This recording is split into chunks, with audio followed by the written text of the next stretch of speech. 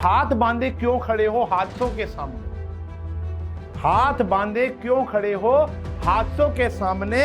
हादसे कुछ भी नहीं होते हौसलों के सामने। 10 रुपए वाली कॉपी, ये 10 रुपए की ऐसी कॉपी जो होगी ना, ये आपका जीवन बदल देगी। 10 रुपए की जो कॉपी है ये आपका जीवन बदल देगी। इस 10 रुपए की कॉपी को 18 दिन दिल से लगा कर रख लिया तो आपकी NCERT finish. Hello everyone, welcome to learn and fun commerce. आज थंबनेल देखकर आप लोग यहां पर आए होंगे कि भैया स्ट्रैटेजी क्या है, कैसे खत्म करें अपनी एनसीईआरटी को। देखो, बहुत प्रकार के बच्चे होते हैं। एक बच्चा वो होता है जो दिन रात मेहनत कर कर अपना नंबर स्कोर कर लेता है। वो ट्यूशन भी जाता है, वो ऑनलाइन भी पढ़ता है, वो स्कूल भी जाता है और वो अपना होमवर्क टाइम पर करता है। ठीक है जी, ऐसी तादाद थोड़ी सी कम होती है और कोरोना काल के अंदर तो ऐसी तादाद और कम हो गई। जैसे इन दीदी से मिलो, ये दीदी आज परेशान है, ये दीदी आज सदमे में है कि हम इतने कम टाइम पर, इतने कम समय में कैसे स्कोर कर सकते हैं, हम इतने कम समय में एनसीईआरटी मैथमेटिक्स की कैसे फिनिश करेंगे सर। तो इसका आज सॉल्यूशन मिलेगा। इन दीदी ने अपना बहुत टाइम वेस्ट किया इंस्टाग्राम, समझ रहे हो, ऑनलाइन क्लासेस में मन नहीं लगता था इनका, समझ रहे हो। अब कहानी यहां पर आकर आन पड़ी है कि यहां पर दीदी ने किताबें तो खोल रखी हैं लेकिन इनके पास रास्ता नहीं है, इनके पास स्ट्रैटेजी नहीं है कि कैसे किस दिन पर क्या पढ़ें और कितना पढ़ें और कहां से पढ़ें। सबसे बड़ी ये जो चीज है कि कहां से पढ़ना है, क्योंकि किताबें तो हमारे पास बहुत सारी हैं, मटेरियल रिसोर्सेज बहुत सारे हैं, लेकिन एक शुरुआत नहीं हो पा रही, एक स्पार्क नहीं मिल पा रहा कि कैसे इसको हमें अचीव करना है और कम समय के अंदर ज्यादा मार्क्स कैसे आए। Ultimately it's all about marks, क्योंकि अब जिसने नॉलेज लेनी थी वो तो ले चुका है, अब बात आ रही है मार्क्स की। अब दो प्रकार के बच्चे जिन्होंने कुछ किया ही नहीं, उनके लिए भी ये वीडियो बड़ी इंपॉर्टेंट होने वाली है कि, और उनके लिए तो बहुत ही इंपॉर्टेंट है जिन्होंने कुछ किया ही नहीं, लेकिन जिन्होंने अब तक ढंग से मेहनत की है वो भी इस वीडियो के जरिए, इस स्ट्रैटेजी के जरिए, इस मार्गदर्शन के जरिए अपने मार्क्स को कम से कम 5 से लेकर 10%, मतलब जो अभी कहीं ना कहीं 30, 32, 35 के बीच में है, तो वो 35 और 40 वाले स्लॉट के अंदर कैसे पहुंचे या 40 कैसे अचीव करें। तो ये स्ट्रैटेजी आज उनके लिए है। तो इसके अंदर सबसे बड़ी प्रॉब्लम है टाइम। सर हमारे पास टाइम नहीं है, किस प्रकार करें। देखो, ऑल्दो आपके स्कूल्स बंद हो चुके हैं, ऑल्दो आपके सारे प्रैक्टिकल्स ओवर हो चुके हैं, मेरे हिसाब से मोस्ट प्रोबेबली बहुत सारे स्कूलों के अंदर सेकंड प्री बोर्ड भी फिनिश हो गया है, प्रैक्टिकल भी हो गए और अब तो आपका रोल नंबर तक आ चुका है। तो अब तो भैया काउंटडाउन शुरू हो चुका है। अब आपको करना क्या है? अब आपको करनी है रिवीजन। रिवीजन सर, रिवीजन तो तब करेंगे ना जब हमें टॉपिक आता होगा। देखो भैया, हमने एक एक डेडिकेटेड वीडियो बनाई है आप लोगों के लिए। तो सबसे पहले तो अगर आपने नहीं सब्सक्राइब किया, सब्सक्राइब करें और उसके अंदर प्लेलिस्ट पर जाएं और एक एक सब्जेक्ट की, economics, maths, accountancy, BST, English, हर चीज का लेक्चर आपको वहां पर डेडिकेटेड तरीके से मिल जाएगा। पूरा का पूरा सिलेबस, पूरा का पूरा सिलेबस, जो एक आध चैप्टर रहेगा वो भी आएगा, पूरा का पूरा सिलेबस आएगा। लेकिन आज हमें इस वीडियो के अंदर सबसे बड़ी जो चीज हमारे सामने है कि प्रॉब्लम सर, सबसे बड़ी प्रॉब्लम है हमारे पास टाइम की। हमारे पास समय नहीं है, हमारे पास रिसोर्स तो है, कहां से पढ़ें, कहां से पढ़ें, हम पढ़ें कहां से सर, ये समझ नहीं आ रहा। ये दीदी बड़ी परेशान है, बहुत ज्यादा परेशान है, और ऐसी दीदी, ऐसे भैया बहुत सारे आपको मिल जाएंगे आसपास में, आप खुद भी हो सकते हो। तो घबराने की जरूरत नहीं है, मैं हूं ना। अब ध्यान से सुनो, कहां से पढ़े। देखो भैया, हम अपनी एनसीईआरटी को भगवान मानते हैं। जो ये बच्चा कहता है कि मैं XYZ, मैं किताब का नाम नहीं लूंगा क्योंकि सारी किताबें बहुत अच्छी हैं, सारी किताबें बहुत अच्छी हैं, लेकिन समय के अनुसार, समय के अनुसार हमें यहां पर क्या देखना है मेरे बच्चों, कि जिन बच्चों ने आज तक एनसीईआरटी उठाई नहीं, मिट्टी हटाओ उसकी और आज उस एनसीईआरटी की पूजा करनी शुरू कर दो। एनसीईआरटी इतनी इंपॉर्टेंट बुक है, एग्जाम्पलर भी और एनसीईआरटी भी। फिलहाल आज की क्लास के अंदर हम एनसीईआरटी के बारे में बात करेंगे। एनसीईआरटी बहुत इंपॉर्टेंट किताब है, उसके बिना तो आप कुछ भी नहीं कर सकते, चाहे वो 40 मार्क्स वाला हो या 20 मार्क्स वाला हो या जिसने अभी तक पढ़ाई स्टार्ट भी नहीं की। तो हम एनसीईआरटी के अंदर किस चैप्टर को किस दिन पढ़ें और कितना पढ़ें, क्या वेटेज रहेगी सर उसकी, वो भी आज मैं आपको बताता हूं। देखो, अगर तुम्हारे पास प्रॉब्लम है, अगर तुम प्रॉब्लम में हो, तो हम किस लिए हैं तुम्हारे लिए? हम सिर्फ चैप्टर पढ़ाने के लिए तो नहीं है, कुछ एक्सपीरियंस तो हमारे पास होगा भैया। 16 इयर्स इस सेम फील्ड के अंदर हूं, पता नहीं कितने बच्चों को हमने पढ़ाया है। अब 16 साल के अंदर हमने सीबीएसई को पढ़ा है, हमने बच्चों को तो पढ़ाया ही है, हमने सीबीएसई को भी पढ़ा है, और 16 इयर्स की डेडिकेटेड मेहनत के बाद बहुत सारे कंक्लूजन हमारे सामने आए हैं, जिससे हम आपको क्या दे रहे हैं? सॉल्यूशन। तो सॉल्यूशन बहुत ही सिंपल है, सॉल्यूशन बहुत ही सिंपल है, बट उसके लिए एक प्रण लेना पड़ेगा, वो है डिसिप्लिन। सबसे पहला है डिसिप्लिन। हम इन वीडियोस को देखकर, ऐसी 50 वीडियोस आपको मिल जाएंगी, लेकिन इन लेक्चर्स को देखकर हम मोटिवेट तो हो जाते हैं, 4 दिन पढ़ेंगे, लेकिन हम उस पूरे ट्रैक को फुलफिल नहीं कर पाएंगे ड्यू टू एनी। तो कहीं ना कहीं आपको डेडिकेटेड होना पड़ेगा, डिसिप्लिन्ड होना पड़ेगा, और इस स्ट्रैटेजी को यूज करके आपकी एनसीईआरटी की जो स्ट्रैटेजी मैं आज आपके सामने बनाने वाला हूं, बहुत ही क्रिस्प, डिफाइंड और अचीवेबल। ऐसा नहीं है कि ख्याली पुलाव है, इट्स अचीवेबल।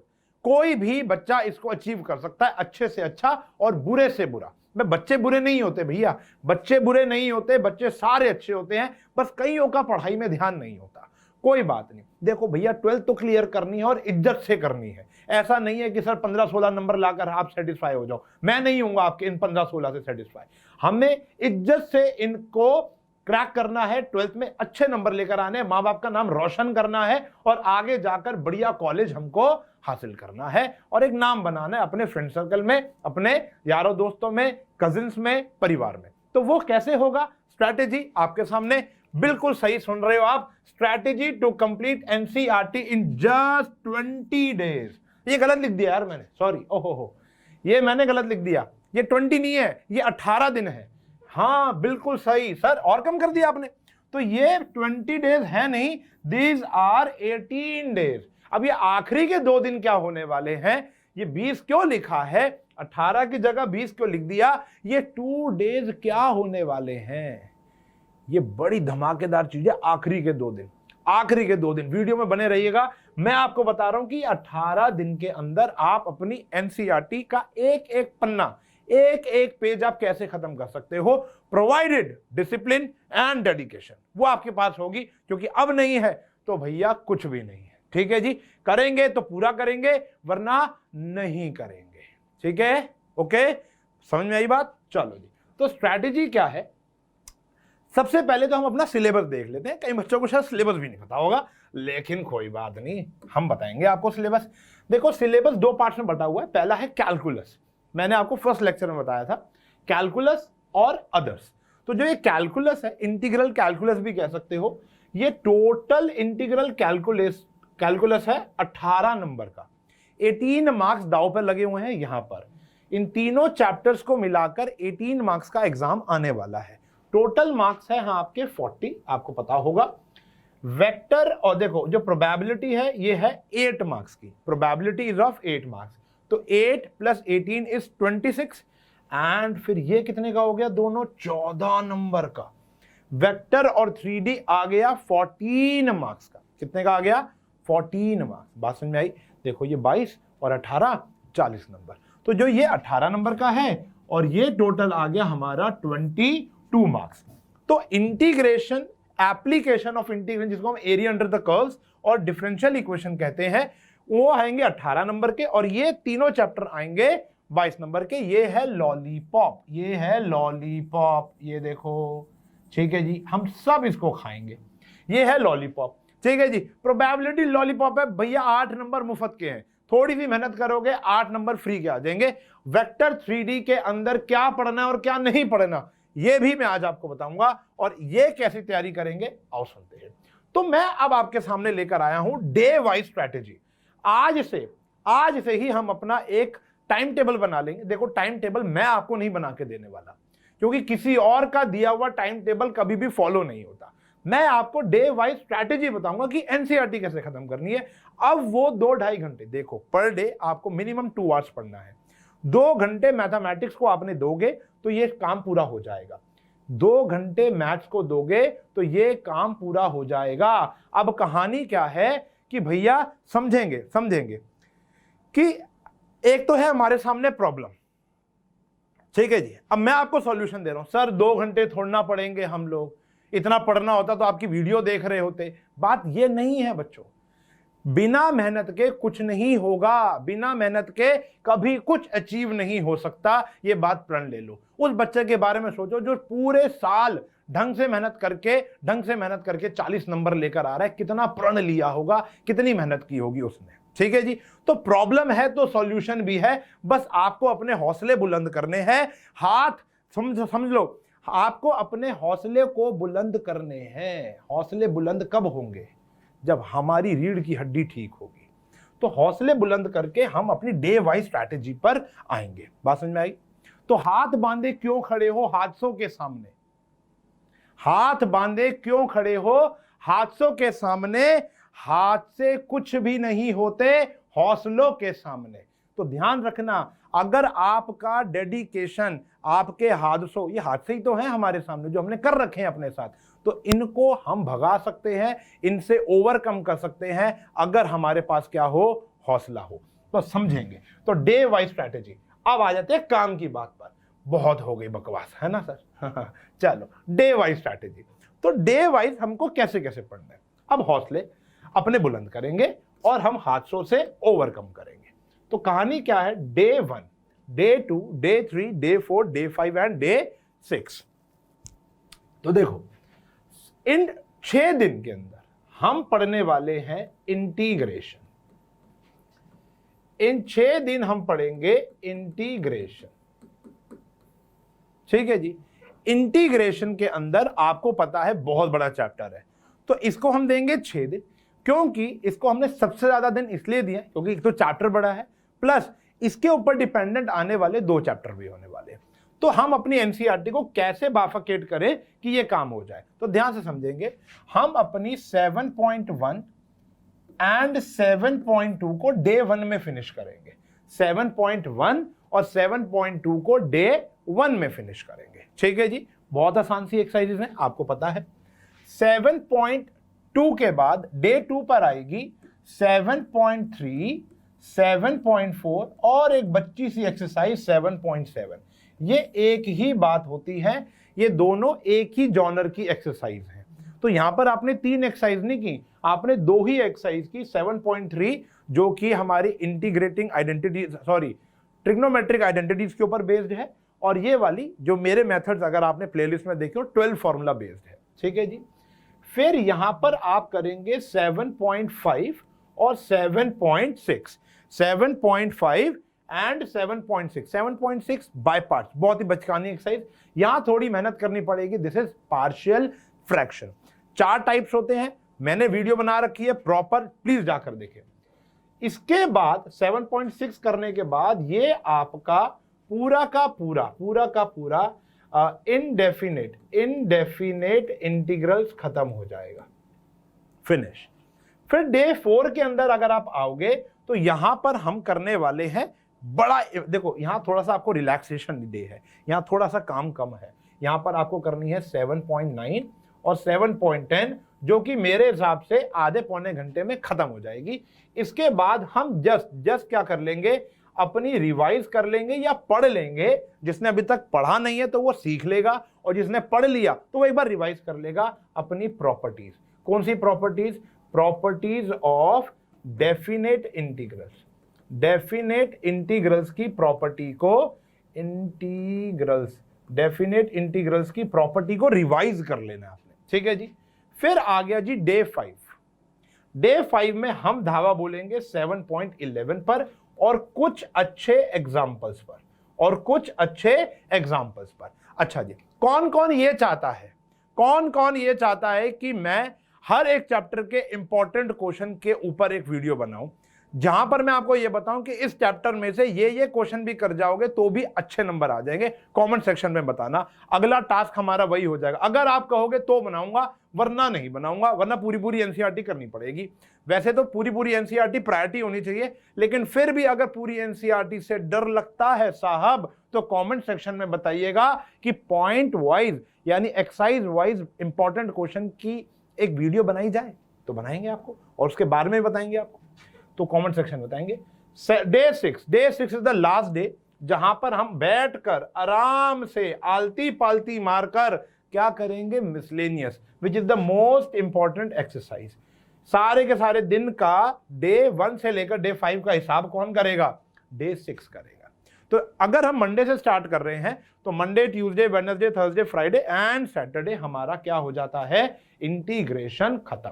अब आप इसको ना अपने अकॉर्डिंग भी एडजस्ट कर सकते हो, लेकिन मेरा कहना है ये प्रिसाइज है, इससे आसान काम नहीं हो सकता, इससे आसान तरीके से आपकी एनसीईआरटी फिनिश नहीं की जा सकती, ये मेरा वादा है। आप करके देख लो, नहीं हो पाएगा। हाँ, आप ये कर सकते हो कि 7.1 7.2 आपकी मान लो सवा घंटे में हो गई, तो आपने एक अगले दिन का काम पहले ओवरकम कर लिया कि ताकि अगले दिन मैं थोड़ा सा काम आसान कर लूंगा। देखो 2 घंटे तो मिनिमम 2 आवर्स आपको मिनिमम देने हैं, मिनिमम, दिस इज मिनिमम। अगर आपको लगता है इतना तो पढ़ेगा यार 12th का बच्चा, अगर आपको लगता है कि नहीं ये 1 घंटे में खत्म हो गया, तो उठ नहीं जाना, पार्क नहीं चले जाना, पबजी नहीं खेलनी, गर्लफ्रेंड से बात नहीं करनी, तो समझ लो हमें क्या करना है। अच्छा, बॉयफ्रेंड से भी नहीं करनी, तो समझ लो हमको 2 घंटे मिनिमम। ठीक है जी, आगे बढ़े। तो यहां पर हमने अपना क्या अचीव कर लिया बेटा, पूरा का पूरा इंटीग्रेशन। अब सर इसमें डाउट भी तो आएंगे, बिल्कुल आएंगे, कुछ क्वेश्चन मुश्किल भी लगेंगे, बिल्कुल लगेंगे। कमेंट सेक्शन में बताओ, मैं हूं ना, मैं क्या करूंगा। और जो क्वेश्चन मुश्किल लग रहे हैं उसका रामबाण इलाज आप मेरे से ले लो। आपको क्या करना है, ये आपने सुना ना, आखिरी के 2 दिन क्या करना है हमको, आखिरी के 2 दिन के लिए हम एक किताब बना रहे हैं। आओ सुनो, हम एक क्या कर रहे हैं, 5 रुपए की या 10 रुपए की एक पतला सा कॉपी ले लेंगे। हम अपने डे वाइज, डे 1 के अंदर जो हमें डाउट आए हैं या डे 1 के अंदर जो क्वेश्चन हमें लगता है बड़ा इंपॉर्टेंट है, या हमें ऐसा लगता है कि ये क्वेश्चन हमें नहीं आता या आ तो गया अब लेकिन तकलीफ देता है, उसको यहां पर आपने मेंशन कर लेना है। बात समझ में आई? डे 1 का अलग, डे 2 का अलग, डे 3 का अलग, डे 4 का अलग। तो ये 18 दिन हमको ये काम करना है। जब 2 घंटे बैठे साथ में ये कॉपी रखे, जहां क्वेश्चन मुश्किल लग रहा है आपने उसको रिसोर्सेज देखे, अपने ट्यूशन टीचर से पूछ लिया, स्कूल के फ्रेंड से पूछ लिया, मेरे से पूछ लिया, सॉल्यूशन मिल गया, आपने उसको प्रिपेयर तो कर लिया, लेकिन अभी मजा नहीं आया। आपको लग रहा है कि सर हो सकता है मैं पेपर में अटक जाऊंगा, या मुझे दिक्कत देगा, या इंपॉर्टेंट है, या मुश्किल है, तो आपने क्या कर लेना है, उसको यहां पर लिस्ट में डाल देना है। Got it? ठीक है जी, ऐसी लिस्ट बनानी है day 1, day 2, day 3, day 4 till day 18। अब 19-20 में हमें क्या करना है, आप थोड़ा बहुत तो समझ गए होंगे, क्योंकि बच्चे चालाक तो बहुत हैं। ठीक है जी, आगे आएंगे जी। तो डे 6 तक का काम हो गया। डे 7, ओहो relaxation day. Day 7 is relaxation day, और बहुत ही जल्द इसी के ऊपर मेरी वीडियो आने वाली है, वो है एरिया अंडर द कर्व यानी AOI 1 शॉट। मैं भी 1 शॉट कराऊंगा और आपको भी इसको 1 शॉट में खत्म कर देना है। बच्चा सा चैप्टर है, एक टॉपिक तो पूरा का पूरा डिलीटेड है, एरिया बिटवीन द 2 कर्व्स, तो वो क्वेश्चन हमें करने नहीं है। तो चैप्टर पहले से रिस्ट्रिक्ट हो चुका है, पहले ही छोटा था, अब और रिस्ट्रिक्ट हो चुका है। और एक फायदा और है, इंटीग्रेशन की प्रैक्टिस साथ साथ हो रही है। अब इसके अंदर घबराने की बात नहीं है कि सर इंटीग्रेशन तो कल ही खत्म किया, आज लगाना शुरू कर दे। देखो इसके अंदर इंटीग्रेशन की 7.1, 7.2 और 7.4 और 7.7 ही लगती है, और कोई भी नहीं लगती। तो वो वाला काम तो आपने डे 1 और डे 2 में ही फिनिश कर लिया। इतने दिन तो आप रिवाइज वैसे भी कर चुके होंगे, तो ये वाला काम आपको AOI अचीव करवा देगा, ये मेरा वादा है। तो AOI एक अच्छा चैप्टर है, आसान चैप्टर है, स्कोरेबल चैप्टर है। इंटीग्रेशन मुझे पता है मेहनत है, लेकिन फिर भी पढ़ना है क्योंकि ये चैप्टर करने हैं। तो एक स्कोरेबल चैप्टर है, तो इसको हम ढंग से देखेंगे। बात समझ में आ गई? तो डे 7 में हमने क्या खत्म कर लिया अपना 1 शॉट में AOI। 2 घंटे में बड़े प्यार से हो सकता है, 2 के 2.5 लग जाएंगे, लेकिन बड़े प्यार से हो जाएगा। ठीक है जी। फिर डे 8 आता है। दिस टाइम अब हमें पढ़ना है अपना डिफरेंशियल इक्वेशन। अब यहां पर भी एक टॉपिक पूरा का पूरा डिलीटेड है, जो सबसे ज्यादा जान खाता था बच्चों की, वो था 9.3 एक्सरसाइज, पूरी रिलेटेड है।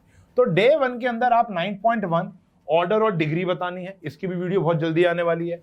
9.2 जिसके अंदर हमको इम्प्लिसिट एक्सप्लिसिट बताना है, डेरिवेटिव लेके पुट करो, LHS RHS बराबर आ जाएगा। और 9.4 वो है वेरिएबल सेपरेशन मेथड। वो क्या है? Variable separation method. तो ये बड़े आराम से हो जाएगा, कोई दिक्कत नहीं है। 2 घंटे प्लेंटी ऑफ टाइम है हमारे पास ये करने के लिए। बस डेडिकेशन, हौसला वो रखना है हमको, ठीक है जी। मोटिवेटेड रहना है, वरना नहीं, फोन नंबर तो नहीं दे सकता, ठीक है जी। वरना तो आप कमेंट सेक्शन में से मोटिवेशन ले लो, कमेंट सेक्शन में अपनी प्रॉब्लम बताओ, मैं आपको वहां पर रिप्लाई करूंगा पर्सनली। और बताओ डे 9 क्या है? डे 9 हमारा आ जाएगा 9.5 विच इज होमोजीनियस इक्वेशन। इसके अंदर हम तसल्ली से काम करेंगे 2 घंटा बैठकर होमोजीनियस, क्योंकि सबसे ज्यादा चांसेस या तो होमोजीनियस के होंगे या होंगे इंटीग्रेटिंग फैक्टर के। सबसे ज्यादा चांस वैसे देखा जाए पेपर में आने का होता है होमोजीनियस इक्वेशन का। तो हम 1.5-2 घंटे बैठकर ये करेंगे। अगर वहां से कुछ छूट भी गया तो ये वाला काम यहां से आ जाएगा। फिर यहां पर हमें करना है 9.6 एक्सरसाइज, जो कि इंटीग्रेटिंग फैक्टर, बहुत ही छोटी सी नन्ही मुन्नी एक्सरसाइज है। प्लस मिसलेनियस अब आधी से ज्यादा तो डिलीट हो चुकी है, तो मिसलेनियस एक्सरसाइज भी हम लोग इसी दिन फिनिश कर सकते हैं। अगर आपके पास यहां टाइम बचे तो थोड़े से एग्जाम्पल्स आप यहां देख लेना, कुछ एग्जाम्पल्स हैं वो अच्छे हैं, तो वो यहां पर देखा जा सकता है। और 9.6 प्लस मिसलेनियस डे 10 तक खत्म हो जाएगी। तो आपने पहले 10 दिन के अंदर अपने 18 नंबर में काफी कुछ अचीव कर लिया। मैं झूठ नहीं कहूंगा कि 18 के 18 पक्के हो गए ना, लेकिन something is always better than nothing. सोचो 10 दिन पहले हम 0 थे और 10 दिन के बाद हमारे पास कितनी इंप्रूवमेंट हो चुकी होगी। तो डेडिकेशन और इस टाइम टेबल के अनुसार आप बढ़ोतरी कर सकते हो। पिक्चर अभी बाकी है मेरे दोस्त, ध्यान सुनना। तो डे 10, लेकिन फिर मैं आपको कहूंगा कि आपको हादसों से घबराना नहीं है, उनके आगे हाथ बांधे खड़े रहना नहीं है। हाथ बांधे खड़े रहोगे तो कुछ अचीव नहीं होगा, आपको उनका डट के सामना करना है। डेडिकेशन और हाथ से भी क्या है? हौसलों के सामने। कितना बढ़िया शेर मारा मैंने, ठीक है जी। आ जाओ डे 11 और day 12। Day 11 and day 12 comes. अच्छा देखो, अब आप क्या कर सकते हो, we have plenty of time, you know we have, मेरे हिसाब से we have plenty of time. उसके लिए भी जिसने नहीं किया उसके लिए भी, और जिसने किया उसके लिए भी। तो बीच में एक दिन का आप ब्रेक ले सकते हो और डे 11 एक दिन बाद आप स्टार्ट कर सकते हो, ठीक है जी। लेकिन ये डे 11 ही रहेगा, ये डे 12 नहीं हो जाएगा। डे 11 0 नहीं कर सकते ना हम, तो वह एक दिन पूरा हमने ऑफ ले लिया, रिलैक्स किया, मूवी देखी और फिर बैक टू वर्क। बॉडी को रिलैक्सेशन चाहिए। तो डे 11 के बाद, डे 10 के बाद हम लोग आ गए वेक्टर पर। तो वेक्टर 2 दिन पढ़ना है। अब ये आपके ऊपर है कि आप इसको कैसे डिवाइड करते हो, ये आपके ऊपर है, क्योंकि वेक्टर जो है वो कॉन्सेप्चुअल बेस्ड क्वेश्चंस आते हैं, वहां पर एनसीईआरटी का इतना बड़ा रोल नहीं होता। तो यहां आपको फोकस करना है कॉन्सेप्ट पर। कॉन्सेप्चुअल वीडियो मैंने बहुत ही बढ़िया तरीके से आपको बनाकर दी हुई है। अच्छे ढंग से कॉन्सेप्ट आप वहां से जाके सीख सकते हो। डॉट प्रोडक्ट, क्रॉस प्रोडक्ट, मतलब प्रोजेक्शंस और डिस्टेंस और मतलब unit vector, types of vectors. मैंने बहुत ही डेडिकेटेड वीडियोस बना रखी हैं वेक्टर की। 2 पार्ट्स में किया था, एक पार्ट में ये खत्म हो जाएगा, एक पार्ट में ये खत्म हो जाएगा, तो आप उसका इस्तेमाल भी यहां पर कर सकते हो। वेक्टर को हम 2 दिन देंगे। 4 घंटे is more than enough for vectors, more than enough. बहुत टाइम बचेगा, समझ रहे हो कितना आराम से काम हो रहा है, कोई जल्दबाजी नहीं है। स्टार्टिंग के 6 दिन थोड़े मेहनत वाले हैं, उसके बाद डेज रिलैक्सेशन के आएंगे। स्टार्टिंग में मेहनत कराने का मतलब मेरा यह था कि आप ट्रैक पर आ जाओ, थोड़ी सी आदत पड़ जाए, ठीक है जी। अब 13, 14 और 15 दिन, 13th day, 14th day and 15th day, these are most crucial days, क्योंकि भैया 14 नंबर का वेक्टर 3D है। तो यहां पर हम पढ़ने वाले हैं 3D चैप्टर, 3 डायमेंशनल। अब इसके अंदर 2 पार्ट्स हैं, एक है लाइन और एक है प्लेन। तो पहले हम पढ़ेंगे लाइन। लाइन की जो एक्सरसाइज है 3D की, वो है 11.1 एक्सरसाइज प्लस 11.2 एक्सरसाइज। ये तो बच्ची है, तुमको पता है। और ये आ गई 11.2, वो भी आधी हो रखी है। एंगल बिटवीन 2 लाइंस हमारा सिलेबस से हटा रखा है, ठीक है। तो यहां पर आ गया 11.1 और यहां पर आ गया 11.2। Line is over. इसके बाद हम बात कर लेंगे प्लेन की। प्लेन हमको एनसीईआरटी से बेहतर ये है, एनसीईआरटी तो करनी है, कॉन्सेप्ट पे फोकस करना है। तो 11.3 बड़े ही आराम से एक एक क्वेश्चन को समझकर हमने आज क्या करनी है, डे 14 पर 11.3। जो भी बच्चा मेरी बात सुन रहा है तो सिर्फ प्लेन पे आपने 2 घंटे देने हैं। कई बच्चे 1 घंटे बोलेंगे हो गई, नहीं हुई। कॉन्सेप्ट पे फोकस, कौन प्लेन किसके पैरेलल है, 3 रामबाण इलाज भी दिए हुए हैं, शॉर्ट बना रखा है, देखो कौन किसके पैरेलल है, तो क्या होता है, डॉट प्रोडक्ट कब होती है, क्रॉस प्रोडक्ट कब होती है, पूरा आप एक नोट्स बना लो, शॉर्ट नोट्स बना लो कि ताकि काम हो जाएगा। और डे 5 पे हम करेंगे अपनी मिसलेनियस प्लस एग्जाम्पल्स। देखो मिसलेनियस के एग्जाम्पल्स यहां करेंगे, इनके पर्सनल एग्जाम्पल्स हम यहां पर कर लेंगे। तो बड़े ही प्यार से 3D एनसीईआरटी से निपटाया जा सकता है। कोई कहता है एनसीईआरटी से 3D नहीं आता, they are true but not 100% true. NCERT से 3D आएगा भैया, कॉन्सेप्ट तो यही है, कहां जाएगा। और पेपरों के दिनों में भी तो हमारे पास 7 to 8 डेज और कई बच्चों के पास तो बहुत सारी छुट्टियां हैं, तो वहां पर भी हम कोप अप कर लेंगे। लेकिन पहले बुनियाद तो बनाए। बुनियाद इज मिसलेनियस बुनियाद इज एनसीईआरटी ना, बुनियाद इज एनसीईआरटी, तो वो करेंगे। तो 3 दिन के अंदर हमने अपनी 3D फिनिश कर ली। अब आता है 16, 17, 18 लॉलीपॉप, वो है प्रोबेबिलिटी। अब प्रोबेबिलिटी की बात करेंगे। अब प्रोबेबिलिटी की अगर बात करोगे तो इसके अंदर देखा जाए तो टोटल 3 कॉन्सेप्ट है। पहला आता है बेस थ्योरम, जो कि हम करेंगे डे 17 में। फिर आएगा प्रोबेबिलिटी डिस्ट्रीब्यूशन, जो कि आधा रह गया, मीन वेरिएंस स्टैंडर्ड डेविएशन नहीं है। और मिसलेनियस के कुछ क्वेश्चन हम करेंगे यहां पर। कितना आसान बना दिया यार तुम्हारे लिए। अब देखो बेस थ्योरम 3rd एक्सरसाइज है, ये है हमारी 5th और मिसलेनियस। 4th एक्सरसाइज हमारी सिलेबस में है नहीं। और जो पहली एक्सरसाइज है, पहली जो एक्सरसाइज है यानी एक कंडीशनल प्रोबेबिलिटी और एक इंडिपेंडेंट इवेंट्स और मल्टीप्लिकेशन थ्योरम, ये आप एक दिन में बड़े प्यार से निपटा सकते हो, बहुत ही प्यार से। मैंने प्रोबेबिलिटी की 3 से लेकर 4 वीडियोस बना रखी हैं, आप वहां जाकर देखें। डेडिकेटेड वीडियो है, बेस कब लगेगी, पीडी कैसे बनेगी, उसके मिसलेनियस के ऊपर सारे के सारे बढ़िया बढ़िया धमाकेदार question, grey hair, white hair सब बनाया है। फिर मैंने इसके ऊपर तो बहुत ही, और मैंने बेसिक ज्ञान भी दिया हुआ है, कार्ड्स, डाइस और वो भी आप जाकर डे 16 के ऊपर ही देख सकते हो। ठीक है जी, बात समझ में आ गई, कॉन्सेप्ट हो गए। डे 18 याद आई, वो कॉपी बना रखी है 10 रुपए वाली कॉपी। ये 10 रुपए की ऐसी कॉपी जो होगी ना, ये आपका जीवन बदल देगी।